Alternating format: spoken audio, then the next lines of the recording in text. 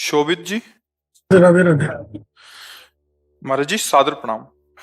महाराज जी, अध्यात्म की तरफ चलते चलते अचानक मन विचलित सा हो जाता है, उल्टे से ख्याल आते हैं, नकारात्मक ऊर्जाएं उत्पन्न सी होती हैं महाराज। हाँ, वो चूंकि संसार का मनोरंजन उसको प्रिय लगता है, मन को मनमानी आचरण करना उसको प्रिय लगता है। उसकी गलती नहीं है, हम जहां उसको लगाते हैं वहीं वो राजी होने लगता है। अब जैसे अध्यात्म मार्ग में लगा रहे हैं तो इसमें जहां जहां वो लगा रहा है उसके विरुद्ध बात है। उसको भोग चाहिए, उसको हर इंद्रिय के मना खष्टान इंद्रियाणी प्रकृति स्थान कर सती, 5 ज्ञानेंद्रियों के द्वारा वो विषयों में विचरने का स्वभाव बना लिया है। भगवान कह रहे हैं आप भगवान के अंश, ममैवांशो जीव लोके जीव भूता सनातना मना खष्टान इंद्रियाणी प्रकृति स्थान कर सती। आप इस मन के भुलावे में आकर, मन भोगों के भुलावे में आपको फंसाकर ये सदैव अधीन रखा है। अब अध्यात्म सुनना शुरू किया, अध्यात्म चल तो अध्यात्म में मन को वश में किया जाता है और अभी तक आप मन के वश में रहे। तो जब आप सपोर्ट नहीं देंगे तो वो आपका सपोर्ट करने लगेगा। इसकी चाल समझना, क्योंकि आपके बिना उसकी कोई सत्ता नहीं, वो आपके बिना कुछ नहीं कर सकता, आपके दस्तखत से ही करेगा। जैसे हमारा मन कह रहा है मैं देखूं, हम कह रहे नहीं देखना है, और वो 100 बार कहेगा देखो, आप कहोगे नहीं ये देखो, अब वो लग जाएगा जिधर आप लगाओगे, पर वो कुछ समय तक लगेगा, फिर वो आपको वश में करने की कोशिश करेगा। और वो जब आप ना करेंगे तो आपको जलाएगा। अगर उस जलन को सह गए तो मन को अधीन कर लेंगे, और नहीं सह गए तो मन आपको अधीन कर लेगा। ये खेल चल रहा है। प्रायः सब मन के अधीन ही होते हैं। मन को कोई चेला बनाने वही सच्चा गुरु। दूसरों को तो चेला बनाना सहज है, मन को जो चेला बना ले वही सच्चा गुरु। मन ने सबको चेला बना रखा है, नहीं बना रखा? जैसा कहता है वैसे करना पड़ता है। और बड़ा बात यह है कि मन को हम जैसा कहें शास्त्र आज्ञा से वैसा चला ले, सो महात्मा, वही गुरु, वही भक्त। नहीं तो भाई भेष चाहे जो हो, पर मन के अधीनता से मुक्त होना बहुत कठिन होता है। कोई बिरला मन को अधीन करके भगवान की प्राप्ति करता है। तो आप लोग उसी बिरले में हैं, क्योंकि अगर सत्संग मिल रहा है, साधु संग मिल रहा है और अध्यात्म की बातें सुन रहे हैं, अध्यात्म में चल रहे हैं, तो हम ये नहीं कह सकते कि हमारे ऊपर भगवान की कृपा नहीं। कृपा है, पर हमें विचलित नहीं होना। कम से कम ये बात आप स्वीकार करते हैं कि कभी कभी वो हमको गिराने की कोशिश करता है, अर्थात आपका बहुत सहयोग देने लगा है। तो एक समय था कि हम पूरे उसके अधीन थे, आज है कि आधा आधा हो गया है। आधा वो हमारे अधीन हो रहा है, आधा अपने अधीन करना चाहता है। तो चढ़ाई और चढ़ते जाओ, उसके पॉइंट कम करते जाओ, अपने पॉइंट बढ़ाते जाओ कि अब 60%, अब 65%, अब 70%। फिर जिस दिन 100% तो तुम्हारे अधीन हो गया, उसी दिन भगवान के आनंद का जो स्वरूप है वो प्रकाशित कर देगा। अब ये लड़ाई बहुत जोर की है, छोटी मोटी लड़ाई नहीं है। वो छोटा मोटा शक्तिशाली नहीं, बहुत शक्तिशाली है। क्या? आपको सपोर्ट देगा, राधा राधा राधा, फिर धीरे से आपके सामने रखेगा।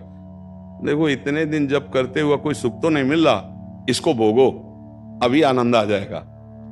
और देखो ये भोग आपके पास व्यवस्थित है, देखो ना, अभी आनंद आ जाएगा। अच्छा, अब रुका राधा नाम, अब वो उस भोग में ले गया। अब राधा नाम जपना चाहोगे तो अच्छा नहीं लगेगा, अरुचि, वो अपने अधीन करता चला जाएगा। कोई विवेकवान गुरु कृपा पात्र इसकी ये चाल समझ जाता है, अरे अरे मुझे तो पुनः फंसा रहा है, गिरा रहा है। नहीं नहीं नहीं, राधा राधा राधा राधा राधा राधा राधा राधा राधा, तब बचा जा सकता है। ले ये बहुत प्रवीण है मन, बहुत फुसला के फंसाता है। ऐसे ही फंसाता है कि देखो देख लेंगे, छुएंगे थोड़ी, नजदीक पहुंचा जिस विषय का, छू लेंगे, कुछ होगा थोड़ी, और धीरे धीरे धीरे वो तुम्हें लगेगा कि यार गलती हो गई, ऐसा क्यों हो गया, ऐसा यूं हो गया कि उसकी चाल को नहीं समझ पाए हम, उसकी चाल को नहीं समझ पाए। हर एक इंद्री के साथ ये जुड़ा हुआ है। ये सुन लेंगे, ये देख लेंगे, ये छू लेंगे, ये भोग लेंगे, इन्हीं इंद्रियों के कारण हमें परमात्मा प्राप्ति नहीं हो रही। यही इंद्रियां भोगों में फंसाए हुए हैं और उसका मुखिया ये मन है। और ये बहुत चतुर मंत्री है आपका मंत्री। पर ऐसा समझ लो कि भोला राजा और चतुर मंत्री, तो उसकी दुर्दशा कैसी होती राजा की। जो सलाह देता है वैसे ही कर देता है और वो फंसता चला जाता है। और मंत्री अपने को बलवान बनाकर केवल नाम मात्र का राजा उसको बनाए हुए सारा काम वही कर रहा है। देख लो आप, नाम मात्र के आप जीवात्मा भगवान के अंश हो, सारा काम वही मन कर रहा है। हमारा मन कर रहा है आज ये खाएं तो हम खाएं, नहीं, ये मन की मांग है, तेरी मांग नहीं है। लेकिन ऐसा कौन भेद पैदा कर पाता है। अब मेरा मन कह रहा है आज ये देखा जाए, तो अब भाई देखा जाए। मेरा मन कह रहा है, तो कभी कभी मन अच्छा सपोर्ट करता है। जैसे आपको मन ने ही कहा चलो चलते हैं सत्संग में, बाबा के पास बैठते हैं वृंदावन में, तो अच्छा सपोर्ट दिया ना। वो सपोर्ट ना देता तो आप नहीं आ पाते। बस इसको अच्छे सपोर्ट के पॉइंट में लगाते रहो। और जब बुरा सपोर्ट करे उस समय सहना बहुत कठिन होता है। अगर मन ने ठान लिया कि अब ये करना है और आपने कह दिया ना, तो आपको जलाना शुरू करेगा। और उस जलन को जो सह गया, यम ही न व्यथ्यन्ते ते पुरुषम पुरुषर्षव सम दुखा सुखाधीरम स्वमृतत्वाय कल्पते, उस जलन को जो सह गया सो भगवान को प्राप्त करने की सामर्थ्य रख लेता है। बहुत कठिन है मन की जलन को सहना। बाहर के थप्पड़ सह जाना सही, लेकिन मन के थप्पड़ सहना बहुत कठिन, सबको गिरा देता है। इसका बहुत विचित्र बल होता है और इससे बचने का केवल एक उपाय है, नाम जप न छूटे और ये स्वीकार मत करो कि मुझे चाहिए। जैसे मन कह रहा है आज उस होटल में चलते हैं, अब रसेंद्री और मन एक हो गया है। अब आपको लगता है मेरी मांग है, तो बोले भाई आज मेरा मन कह रहा है यही, आज मेरा मन कह रहा है कि आज उस होटल का भोजन होना चाहिए। अरे तेरा मन कह रहा है, तू खुद कह रहा है, अब उसमें निर्णय करो सही है कि गलत। अगर गलत लग रहा है इसकी चाल तो आप मत जाओ। घर में रोटी दाल बनाओ, इसको अच्छा नहीं लगेगा, ये 100 बार कहेगा नहीं नहीं, तो आपको नहीं भाई आज तो यही खाना पड़ेगा। कल भले विचार करेंगे, कल विचार करेंगे आपकी बात पर आज नहीं, आज तो ऐसे बस में करना होता है। एक साधु के मन में आई कि खीर मिले, बहुत दिन से नहीं मिली। मन है कभी कुछ भी सोच सकता है, बहुत व्याकुलता हो गई, बस खीर खीर खीर। तो एक भगत के यहां गए, 10-5 गाय भैंस बंधी थी। उनका कि आपकी श्रद्धा है संतों पर? उनका महाराज आदेश कीजिए। तो बोले 10 संतों के लिए खीर बना सकते हो आप? बोले 20, घर का दूध है, हम 20 संतों के लिए बना देंगे। बोले हम 11 बजे आएंगे दोपहर के, आप बना के तैयार रखिए। वो अकेले आए तो उनका और संत, बोले और संत यही है सर। अकेले कमरे में बैठे 20 संतों की खीर और कहा आप लोग बाहर हो जाइए, हम एकांत में पाना चाहते हैं। वो पाए तो भाई 20 संतों के लिए खीर बनी, मतलब 20 पेट भर जाए। तो अब पाए, फिर एकदम यहां तक हो गए तो उल्टी हो गई, फिर मिलाया उसी को। फिर मन कह रहा नहीं अब खीर नहीं चाहिए। बोले नहीं, खाओ खाओ खीर। रोमांच हो गया, नहीं खाएंगे एकदम। तो बोले जिंदगी में खीर का नाम मत लेना, जिंदगी तो या तो ऐसे उतरो, या तो ऐसे उतरो। इसको वश में करना बहुत अच्छा। एकदम विरोध भी नहीं कर सकते आप इसका, चल ही नहीं पाओगे। इसका विरोध भी एकदम नहीं कर सकते, सपोर्ट भी करना पड़ेगा। तो अच्छी बात में इसका सपोर्ट करो। अब कह रहा है जैसे हमें आज मीठा खाना है, ठीक है तुम्हारी मांग बुरी नहीं है। गए किसी अच्छी दुकान से लिया, ठाकुर जी को भोग लगाया, भाली, तो उसका सपोर्ट हो गया। अब वो बुरी बात कह रहा है, अब नहीं मानना है। उस समय जो जलन उसे सह जाओ, बस यही साधना का है। मन को अगर अधीन कर लिया तो बात बन गई। एक हम बार बार सुनाया करते कि मन मारिया तन बस में की ना, हुआ भरम सब दूर, बाहर से कछ दिखत नाई, अंदर चमके नूर। आपो त्याग जगत में बैठे नहीं किसी से काम, उनमें तो कछु अंतर नाई, संत कहो चाहे राम। वो गृहस्थी में भी है।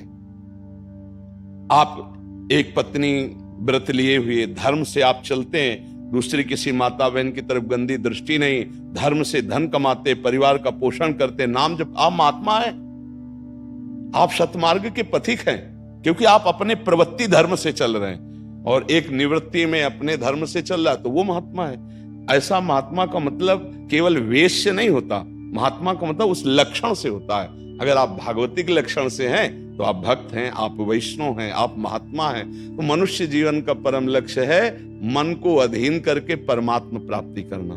अगर मन अधीन नहीं हुआ तो परमात्मा प्राप्ति में बड़ी बाधा खड़ी हो जाती है। नाम जप करते रहो, धीरे धीरे वो बल आता रहेगा नाम जप से कि आप मन को अधीन कर लोगे। नहीं तो पीछे वाले बैच में यही कह रहे थे कि जितनी जेल भरी है ये सब मन से ही भरी है। नहीं बोले ऐसा क्यों किया? बोले मन ने कह दिया, आप क्या करें, हम तो कहते थे नहीं करना पर इस मन ने फंसा दिया। तो बोले 20 साल की सजा, अब भोगो जेल। मन की एक हरकत ने पूरा जीवन बर्बाद कर दिया, मन की एक हरकत ने फांसी पे चढ़वा दिया। वही मन की तो हरकत है। तो हमें लगता है बहुत होश में रहा जाए, ये जो मंत्री है सलाहकार मन, इस पर नजर रखी जाए कि इसकी गलत सलाह पे दस्तखत ना करो। और अगर आप स्वीकृति नहीं देंगे तो कुछ नहीं कर पाएगा, पक्का समझना। आपकी स्वीकृति से ही होता है जो कुछ होता है।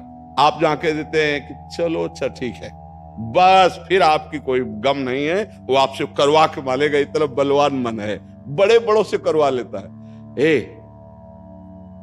आप तो मान लो गृहस्थी में हो, जिसने आजीवन भगवान का मार्ग चयन किया है उसको भूल में डाल देता है, गलत मार्ग में ले जाता है। आप तो गृहस्थी में मान लो आपसे चूक होना स्वाभाविक है, क्योंकि प्रपंच माया प्रपंच में जिसने जीवन भर के लिए नियम लिया है उससे भी चूक करवा देता है। बड़ा विचित्र मन है। हाँ, अगर मन कहीं अधीन हुआ है तो भगवान का आश्रय लेकर और विवेक के द्वारा इसे अधीन किया जाता है। और विवेक ये बाजार में मिलता नहीं है, ये सत्संग से मिलता है। जैसे आप सुन रहे हैं, बिन सत्संग विवेक न होई और राम कृपा बिन सुलभ न सोई। सत्संग होता है भगवान की कृपा से, और सत्संग से मिलता है विवेक, और विवेक से मन का शासन निर्णय किया जाता है। तू गलत सलाह दे रहा है और मेरी मांग नहीं तेरी मांग है, मैं इसको रिजेक्ट करता हूं, नहीं पास करता हूं। बस वो कुछ नहीं कर पाए। पर इतना ज्ञान नहीं रहता भैया, जहां वो मन से आज गरम गरम कचौड़ी दाल की हो और फिर चटनी हो, फिर अब आप खोज करोगे कहाँ बन रही है, हम खरीद के खाए। मन ऐसे ही फंसा रहा है। आप देखो ना, अपने घर में सब भोग सामग्री है, लेकिन जिनका मन, जो भजन नहीं करते, जो सत्संग नहीं करते, उनका मन गंदे आचरणों में फंसा है। घर में वो सब भोग सामग्री, धर्म पूर्वक भोग करके वो भगवान को प्राप्त कर सकते थे, लेकिन वो अधर्माचरण, कलह, अशांति घर में है, और उनका मन कहां ले जाता है? गंदे गंदी जगह उनको फंसाए। ये मन की चाल है। आपके घर में है, धर्म पूर्वक भोग सकते हैं, लेकिन आपसे अधर्म करवाता है, पापाचरण करवाता है। आप विचार करो क्या है इन शरीरों में, क्या है, या उन भोगों में क्या है? कितना भोगोगे? चाहे जितना भोग लो, कभी तृप्ति होने वाली नहीं। और धर्म से चलोगे तो एक दिन इनसे निवृत्ति हो जाएगी, तृप्ति तो नहीं, निवृत्ति हो जाएगी, और आप प्रभु को प्यारे, प्रभु के प्रियजन बन जाएंगे। यही मनुष्य जीवन का लाभ है कि हम कमाई करने आए धर्म की, पुण्य की, नाम की, भगवान का नाम जप करके मंगल करने की, पर ये दिमाग में नहीं रहता। और यही लगता है जितना धन हो जाए, जितनी भोग सामग्री हो जाए, खूब भोगे, मौज से जिए। पर अधर्म आचरण करने वाला कभी मौज से नहीं रह सकता। ये शब्द याद रखो, चिंता, भय, शोक, घबराहट और दुख, ये उसको कभी छोड़ेगा नहीं जो पाप कर्म करता है। अचानक बेमतलब की कल्पना भय की सवार रहेगी और धीरे धीरे वो मन डिप्रेशन में पहुंचने लगता है। क्यों? क्योंकि पापाचरण हो जाता है। और घर के किसी व्यक्ति से ठीक से बात नहीं करेगा। क्यों? अंदर से डिस्टर्ब हो चुका है। ये क्यों हुआ? बोले पापाचरण से हुआ। आज बहुत ज्यादा लोग डिप्रेशन में जा रहे हैं, बहुत ज्यादा लोग। इसका कारण जानते हो क्या है? यही मनमानी आचरण। मनमानी आचरण बचपन से शुरू हो जाता है, गंदा आचरण, गंदा व्यवहार, और वो दिमाग काम नहीं करता।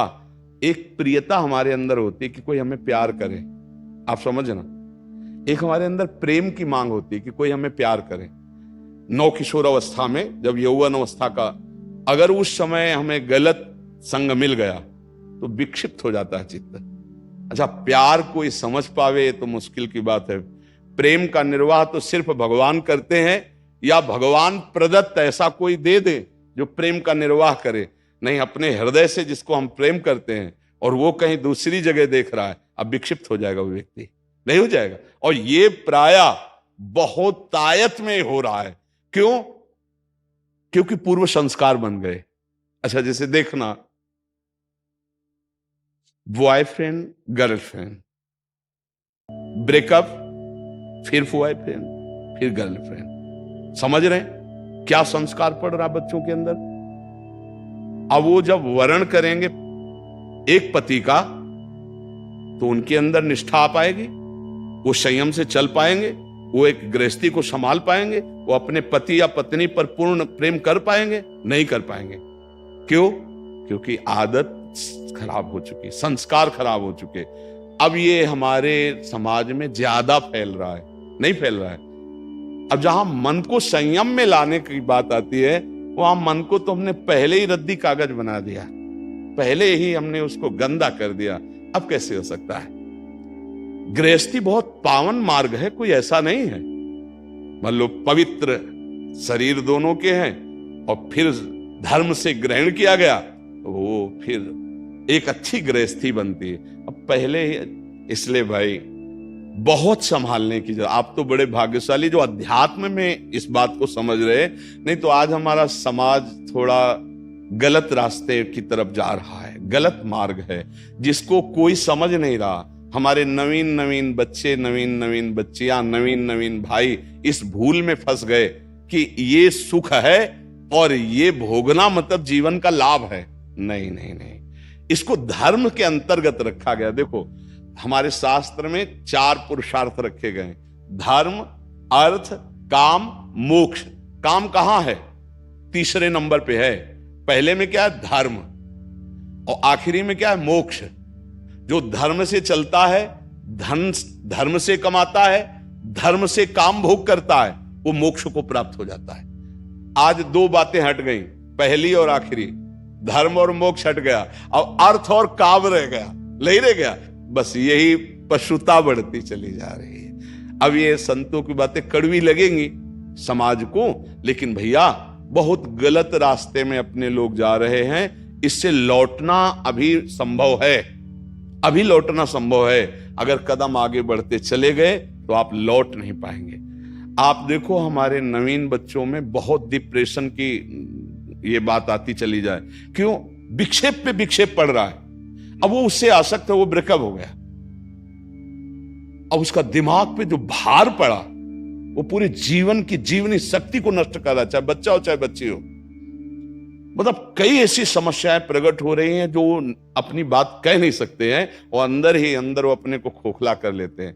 हमें लगता है कि माता पिता को, परिवार को इन समस्याओं से, बच्चों से जुड़कर उनको हटाना चाहिए, उनको शिक्षा देनी चाहिए, उनको ऐसा मित्रवत बल देना चाहिए जिससे उनकी मानसिकता उभरे। अगर ये छूट बनी रही, इसे कहा जाता है दोस्ती, लेकिन भारी दुश्मनी फैल रही है, भारी हमारे जीवन का नाश करने वाली वृत्तियां फैल रही।